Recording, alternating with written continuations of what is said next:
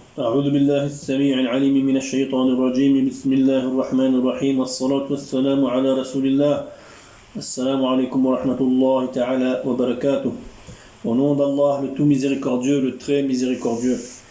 Paix et salut sur le noble prophète Mohammed sallallahu alayhi wa sallam, ainsi que sa famille, ses nobles disciples, ainsi que tous ceux qui le suivent jusqu'au jour de la résurrection. Nous demandons à Allah subhanahu wa ta'ala la protection contre Satan le lapidé. Chers frères et sœurs en islam, je vous salue avec la meilleure des salutations qui est la salutation de l'islam. Assalamu alaikum wa rahmatullahi ta'ala wa barakatuh. Nous remercions Allah subhanahu wa ta'ala, nous le louons et demandons sa bénédiction et paix sur le noble prophète Mohammed sallallahu alayhi wa sallam qui est le sceau de la prophétie. Chers frères et sœurs en islam, nous allons aujourd'hui aborder la 12e leçon de Salat wa Zakat. Nous avons abordé la sourate Al-Hashr, l'Exode, dans nos précédentes leçons, c'est-à-dire la 11e leçon. Ceci a été abordé en français, mais également en arabe, en djoula, la langue pratiquée au Burkina Faso, en Guinée, en Côte d'Ivoire, au Sénégal ou bien au Mali. Nous avons aussi abordé des hadiths venant du prophète sallallahu alayhi wa sallam et des versions venant des sahaba radiyallahu ta'ala anhum ajma'in. Les savants nous disent que la cause de la révélation de cette sourate, donc Asbab al-Nuzul, et de ces versets qui ont déjà été abordés dans la 11e leçon. Il est aussi rapporté un autre hadith, toujours de Abu Quraib, mais ce n'est pas le même hadith dont nous avons parlé lors du précédent cours. Chaque sourate ou verset a Asbab al-Nuzul, c'est-à-dire une cause de révélation. Nous parlons de Abu Quraib encore, concernant le reste du hadith. Abu Quraib dit, ainsi que Sana bin Fudel, ainsi que Ibn Hazim, ainsi que Abu Huraira, dit que il y a un homme appelé Abu Talha, radiyallahu anhu, qu'Allah l'agrée, qui est avec sa nourriture ou bien son pain du jour, pour lui et sa famille, c'est-à-dire sa nourriture quotidienne, ou bien son pain du jour quotidien. Il n'a que ça. Quand Nabi sallallahu alayhi wa sallam a demandé à qui peut héberger l'étranger, il s'est porté volontaire. Abu Talha s'est porté volontaire, alors qu'en réalité, il n'avait que sa croûte de pain, c'est-à-dire en arabe, sa nourriture du jour avec sa femme et ses enfants.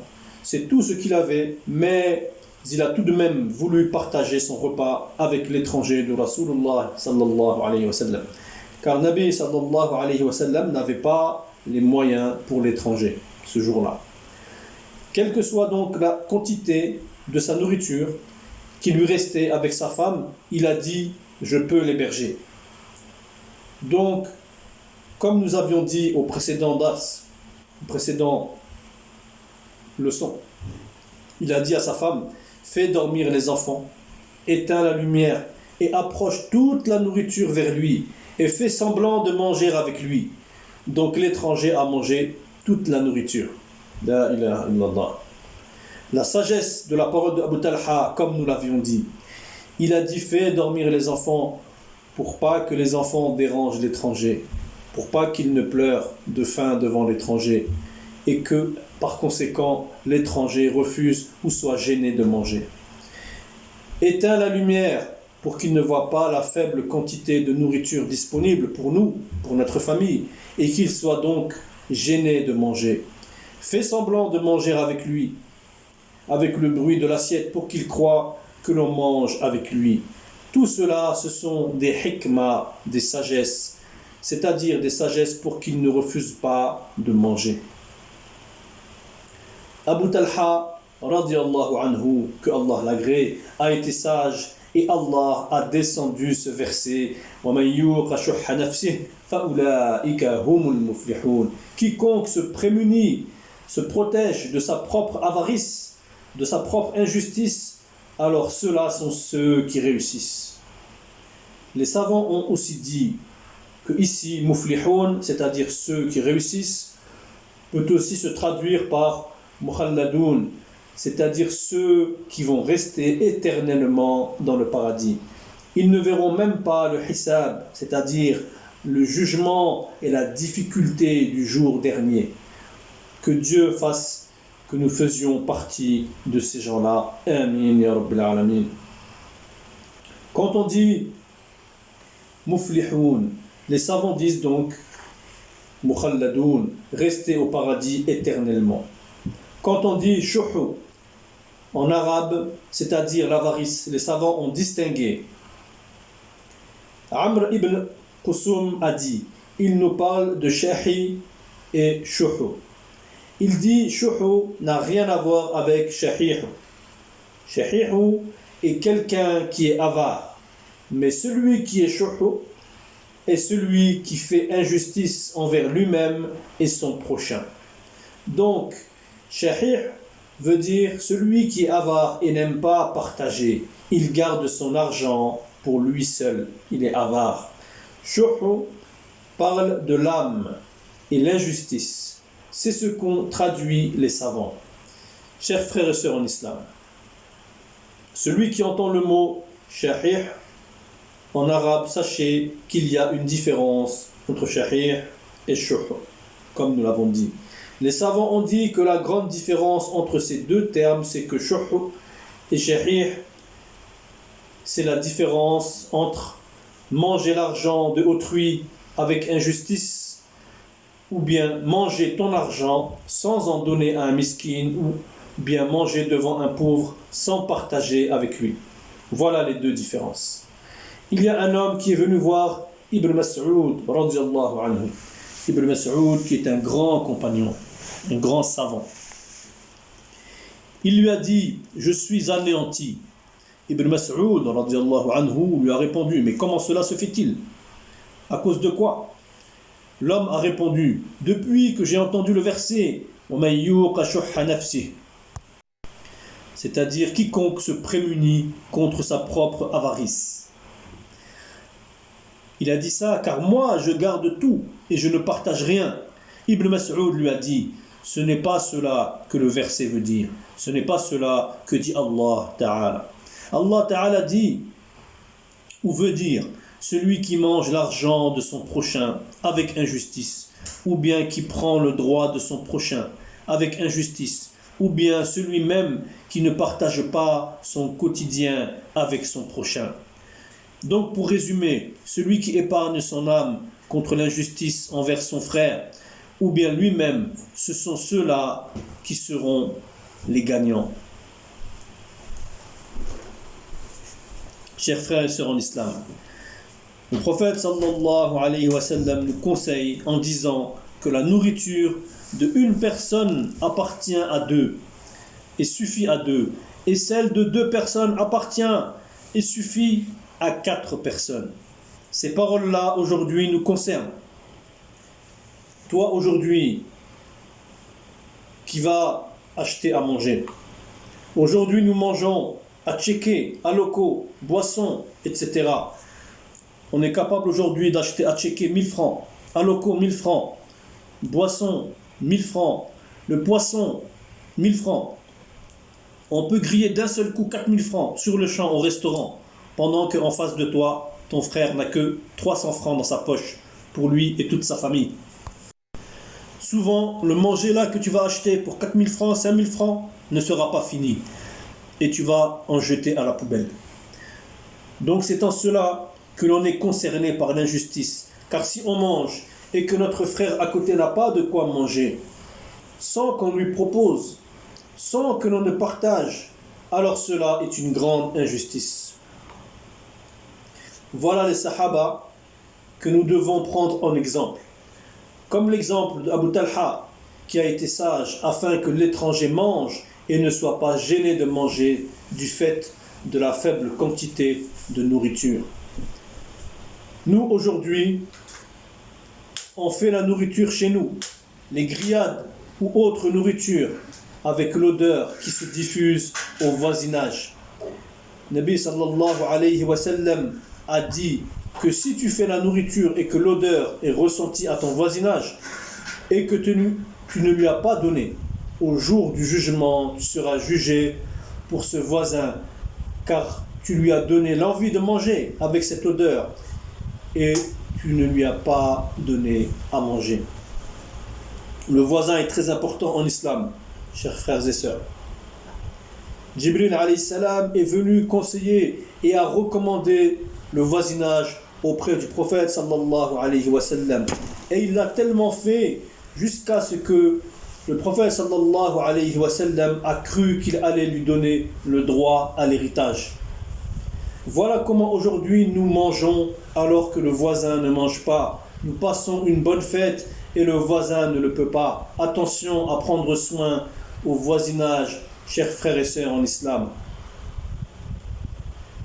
Nous vous rappelons que des gens vont entrer dans le paradis et ne sortiront jamais. Humul muflihun ou al-mukhalladun. On sait aussi que certains qui entrent au paradis, qui entrent en enfer, pourront sortir. Mais l'inverse n'est pas vrai. C'est-à-dire que jamais celui qui entre au paradis ne sortira pour aller en enfer. Mais certains qui entrent en enfer pourront sortir. Donc les gens qui entreront en enfer, mais qui sortiront un jour, sont appelés Al-Jahannamiyoun. Et Allah Ta'ala va leur dire, va au paradis, va chercher une place, entre au paradis. Il va alors chercher et faire le tour du paradis, mais ne trouvera pas de place. Il va dire à Allah Ta'ala, je n'ai pas trouvé de place, bien que Allah lui dise, va et trouve une place au paradis.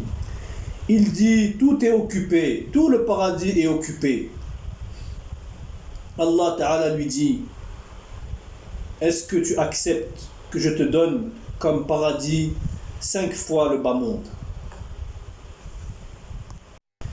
Il répond, Allah, c'est trop même. Allah Ta'ala lui dit, est-ce que tu acceptes que je te donne le monde entier par 10 fois? Il dit, Allah, c'est trop, c'est énorme. Allah Ta'ala lui dit, je te donne 10 fois le monde d'ici-bas. Voyez, chers frères et sœurs en islam, aujourd'hui, ici-bas, nous nous battons pour les terres, l'argent, les voitures, les maisons, les biens de ce monde, et nous oublions que ce bas monde n'a aucune valeur devant Allah Ta'ala. Le prophète sallallahu alayhi wa sallam nous dit que si ce bas monde avait seulement la valeur de l'aile d'un moustique aux yeux d'Allah Ta'ala, alors il n'allait même pas donner ne serait-ce qu'une gorgée d'eau aux mécréants. Mais aujourd'hui nous pouvons constater que Allah a donné aux musulmans, aux croyants comme aux mécréants, et beaucoup. Cela est une preuve que ce bas monde ne vaut rien. Et Nabi sallallahu alayhi wa sallam a vu un jour un petit agneau qui était mort au bord de la route avec les mouches dessus, les bestioles dessus et l'odeur qui s'en dégageait. Quand les gens passent à côté, ils se bouchent le nez à cause de l'odeur. Le prophète sallallahu alayhi wa sallam a dit, lequel d'entre vous veut acheter cela? Ils ont dit, Ya Rasulallah, personne ne veut faire cela. Il est pourri, personne ne veut l'acheter. Alors le prophète sallallahu alayhi wa sallam a dit, qui le veut en cadeau? Ils ont dit, Ya Rasulallah, personne ne le veut, pas même en cadeau. Il est pourri, personne n'en veut, personne n'en voudrait. Alors le prophète sallallahu alayhi wa sallam a dit, il a dit, de la même manière que vous détestez cet agneau pourri,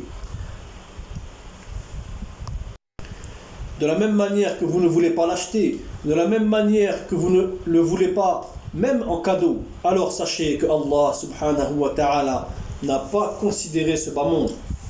Il n'a pas considéré ce bas monde-là comme vous ne souhaitez pas et vous détestez cet agneau pourri. Donc voilà, chers frères et sœurs en islam, nous ne devrions pas considérer ce monde comme une demeure de valeur et éternelle, car c'est un bas monde éphémère et en réalité sans aucune valeur devant Allah subhanahu wa ta'ala. Les gens donc qui sortiront de l'enfer auront 10 fois le bas monde, comme nous l'avons dit. Ce bas monde-là, ce bas monde qu'Allah n'a même pas considéré. De la même manière que tu vas donner un bonbon à un enfant, ce n'est pas quelque chose de grande valeur, Allah ne considère même pas ce bas monde. Que Allah Ta'ala nous préserve de l'enfer. Amin ya Rabbil Alamin. Ne soyons pas inattentifs et risqués d'aller en enfer pour rien. Ne soyons pas injustes envers nous-mêmes et envers nos voisins. Toi-même qui t'assois devant ton voisin ou les enfants du voisin, tu achètes à checker 1000 francs, à loco 1000 francs, poisson 1000 francs, tu ajoutes par cela Coca, Fanta 1000 francs dessus. Tu manges et tu jettes le reste à la poubelle pendant que ce voisin est assis et te regarde et qui a faim. Parfois même pendant qu'il te regarde et tu vas lui dire pourquoi tu me regardes. Sache que tu as commis là une grande injustice car tu devais en réalité partager cette nourriture avec ton frère. Allah Ta'ala dit وَمَنْ يُوقَ شُحَّ نَفْسِهِ. Tu n'as pas préservé ton âme contre l'injustice envers ton prochain. Tu n'as pas sauvé ton âme contre l'injustice de toi-même ou de ton prochain. Au jour de la résurrection, il y aura des gens qui viendront alors qu'ils ont mangé l'argent d'un tel. Il a pris la femme d'un tel, il a violé la fille d'un tel, il a pris le terrain de tel. Alors, ils seront les mouflis. C'est-à-dire qu'ils seront en faillite, en banqueroute, ils n'auront plus rien. Pourtant, ils ont prié ici-bas, ils ont fait le jeûne ici-bas, ils ont fait des bonnes actions, mais à cause des injustices envers les gens, ils vont devenir vidés de leurs bonnes actions, car tels et tels et tels vont venir demander leurs droits et leur réparation au jour de la résurrection. Cette réparation sera faite comment? Avec tes bonnes actions qui seront dilapidées. Et tu te retrouves sans rien, en faillite complète au jour de la résurrection. Car tu as remboursé tous les gens à qui tu as été injuste. Et tu as remboursé avec tes bonnes actions. Alors qu'il ne lui restera plus de bonnes actions pour aller au paradis, Allah Ta'ala va dire aux anges, jetez-le dans l'enfer. Puis il dira, mettez-le debout. Je vais voir s'il ne reste pas un bien qu'il a fait. S'il se trouve qu'il a dit une fois Allahumma salli ala Muhammad, il a prié sur le prophète, sur le noble prophète Muhammad sallallahu alayhi wa sallam, une fois, bien fait, avec sincérité, alors cela sera mis sur la balance. Et il se peut que cette parole soulève toutes les mauvaises actions et que tu as faites. Alors, dans ce cas, Allah Ta'ala dira, il peut entrer au paradis. Mais toi, as-tu la conviction que tu auras au jour de la résurrection une réserve de Allahumma salli ala Muhammad qui va te sauver au jour de la résurrection? As-tu cette certitude-là? Nous parlons des brouteurs. Les brouteurs, c'est-à-dire ceux qui ont refusé de travailler, refusé d'aller à l'école, refusé de faire des formations, refusé d'aller cultiver et qui sont là derrière leur ordinateur et qui sont en train de pirater, d'escroquer les honnêtes gens qui ont travaillé toute leur vie par des pirateries sur Internet. Comment toi tu seras sauvé au jour de la résurrection? Après tu vas aller flamber avec cet argent mal acquis dans les soirées et gaspiller cet argent auprès des DJ et des soirées, les soirées de diable, les soirées de shaitan, les soirées de iblis. Ces pratiques-là doivent disparaître. Que Dieu nous donne la bonne compréhension. Amen. Donc, quelle garantie tu as d'être sauvé? Il vaut mieux te convertir et te repentir avant que la mort arrive. Donc, n'oublions pas qu'au jour du jugement, celui qui a fait beaucoup de bien et de khayr, Allah Ta'ala, par sa miséricorde, dira aux anges, amenez-le au paradis. Mais les anges diront, celui-là ne peut pas aller au paradis. Allah dira, mais pourquoi? Alors que Allah sait mieux que nous tous, et Allah sait mieux que eux. Ils diront, que les gens lui réclament la réparation. Donc celui-là qui devait aller au paradis, les gens lui réclament la réparation. Donc Allah Ta'ala dira, d'accord, on va donc faire aujourd'hui la justice. On dit, Inna Allah khabirun bima ta'malun. Allah est parfaitement au courant de ce qu'on fait. Mais Allah a quand même posé la question. Allah pose la question aux anges au titre du témoignage. Mais en réalité, Allah sait mieux que quiconque les actions de chacun. Et Allah sait très bien si un tel ou un tel a commis de l'injustice envers son prochain. C'est aussi pour nous montrer à nous que les anges font leur travail. C'est comme toi, dans ton entreprise, qui a un secrétaire ou autre. Tu gères le management, mais chacun a son travail. Donc Allah Ta'ala, lui, sait très bien, mais il demande quand même aux anges, au titre du témoignage. Donc Allah Ta'ala dira, pourquoi cette personne ne peut pas aller au paradis? Ils diront, parce que les gens réclament à son sujet. Tout cela est montré pour que chacun fasse son travail, alors que Allah sait parfaitement. Donc si les bonnes actions sont dilapidées, alors il ne restera que les péchés et il doit être jeté en enfer. Allah Ta'ala dira, regardez dans ces dossiers s'il n'y a pas Allahumma salli ala Muhammad, une prière sur le noble prophète Muhammad sallallahu alayhi wa sallam. S'il y a un bien fait sincèrement, il va utiliser cela pour soulever les péchés et il pourra aller au paradis si Allah Ta'ala le souhaite. Chers frères et sœurs en islam, Allah Ta'ala est parfaitement connaisseur de ce que l'on fait dans le jour comme dans l'obscurité, en public ou en cachette, sur terre ou sous terre, dans la mer, dans le ciel. Il sait tout avant et après l'événement. Allah Ta'ala, on ne peut rien lui cacher. Le prophète sallallahu alayhi wa sallam nous parle lui-même en parlant de comment on va entrer au paradis. Il a dit que personne n'ira au paradis avec ses actes. Ils ont dit pas même toi ya Rasulallah, il a dit pas même moi. Sauf si j'entre par la miséricorde d'Allah Ta'ala. Il a dit même moi je n'irai pas au paradis avec mes actes, alors que Allah lui a pardonné ses péchés passés et futurs, alors que le Nabi sallallahu alayhi wa sallam n'a jamais fait de péché. Chers frères et sœurs en islam, Allah Ta'ala nous montre qu'il nous donne le paradis par sa miséricorde. Nabi sallallahu alayhi wa sallam a dit, à moins que Allah ne me plonge dans le paradis, dans sa miséricorde, sinon je n'entrerai pas au paradis avec mes actes. Réfléchissons quelques instants, qui d'entre nous peut avoir plus d'actes que le prophète sallallahu alayhi wa sallam? La réponse est personne. Pourtant, il dit qu'il n'entre pas au paradis avec ses actes alors qu'il a tant œuvré. Il a tellement œuvré. Donc, chers frères et sœurs en islam, on va aller au paradis comment? Par la miséricorde d'Allah Ta'ala. Que Allah nous donne la bonne compréhension et que Allah nous couvre de sa miséricorde. Amin. Ibn Mas'ud, le compagnon, le grand compagnon, radiyallahu anhu, que Dieu l'agrée, dont nous avons parlé, dont Nabi sallallahu alayhi wa sallam a dit à son sujet qu'il n'y a pas de plus grand ulama que lui, qui sera avancé devant Ibn Mas'ud. Il y aura un pas de marche entre tous les ulama et Ibn Mas'ud. C'est-à-dire que Ibn Mas'ud sera devant tous les autres ulama.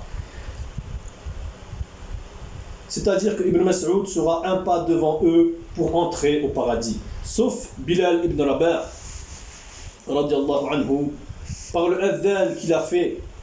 Et il a été dit que Nabi sallallahu alayhi wa sallam a entendu le bruit de ses pas dans le paradis lors du voyage nocturne, lors de l'ascension, Al-Isra ou Al-Mi'raj. Donc Bilal sera le premier parmi les disciples, mais aucun savant ne sera devant Ibn Mas'ud, radiyallahu anhu. Donc nous revenons sur ce sahaba. Concernant celui qui est venu le voir en disant « Je suis anéanti » à l'entente de ce verset de Allah Ta'ala qui dit « وَمَنْ يُوقَ شُحَّ نَفْسِهِ » qui n'a pas préservé son âme contre sa propre injustice. Il a dit « Quand je prends quelque chose dans ma main, ça ne sort pas de ma main. Mais Ibn Mas'ud lui a dit non, ça ne parle pas de cela. Toi tu es avare, mais Allah Ta'ala ne parle pas de cela, mais il parle ici de l'injustice. Que Allah Ta'ala nous donne la bonne compréhension. Amin. Chers frères et sœurs en islam,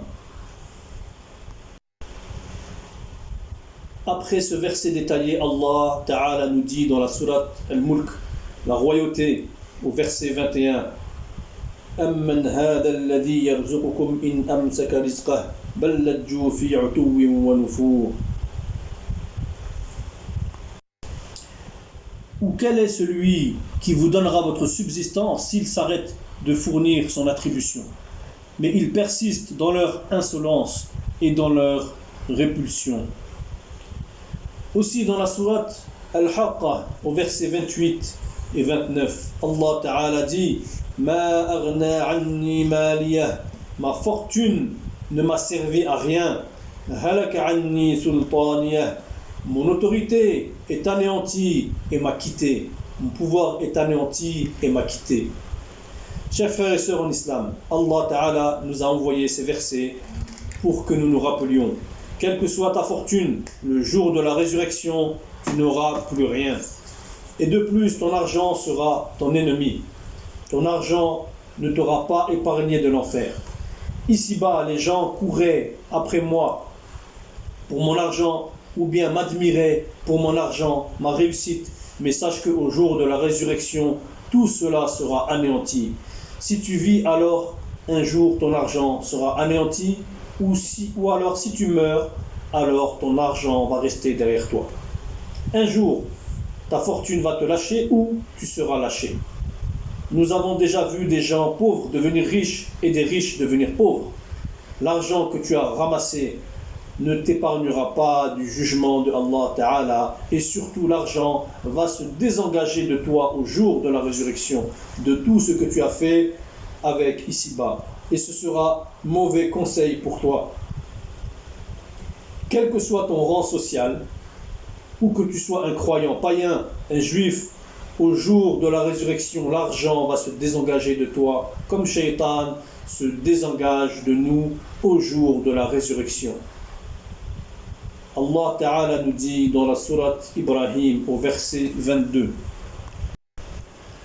وقال الشيطان لما قضي الأمر إن الله وعدكم وعد الحق ووعدتكم فأخلفتكم وما كان لي عليكم من سلطان إلا أن دعوتكم فاستجبتم لي فلا تلوموني ولوموا أنفسكم ما أنا بمصرخكم وما أنتم بمصرخي إني كفرت بما أشركتمون من قبل إن الظالمين لهم عذاب أليم. Donc dans ce verset-là, c'est Shaitan qui parle et dit, et donc Allah nous dit, et quand tout sera accompli, le diable dira, certes Allah, vous avez fait une promesse de vérité, tandis que moi je vous ai fait une promesse que je n'ai pas tenue. Je n'avais aucune autorité sur vous, si ce n'est que je vous ai appelé et que vous m'avez répondu. Ne me faites pas de reproches, mais faites-en à vous-même. Je ne vous suis d'aucun secours et vous ne m'êtes d'aucun secours. Je vous renie de m'avoir jadis associé à Allah. Certes, un châtiment douloureux attend les injustes, c'est-à-dire les associateurs. Verset 22 de la sourate Ibrahim. Donc, que Allah nous donne la compréhension. L'argent est fait pour être partagé et pour en donner. Ne suivons pas la voie de Shaitan. Celui qui garde pour lui seul et qui est avare et qui est injuste envers son prochain, alors il sera dans l'enfer. Que Allah Ta'ala nous préserve de ces pratiques. Amin. N'oublions pas que Allah Ta'ala a le magasin de tout ce que l'on conserve, magasin de l'argent, magasin de la nourriture, des fruits, de la royauté, de la présidence, des ministres.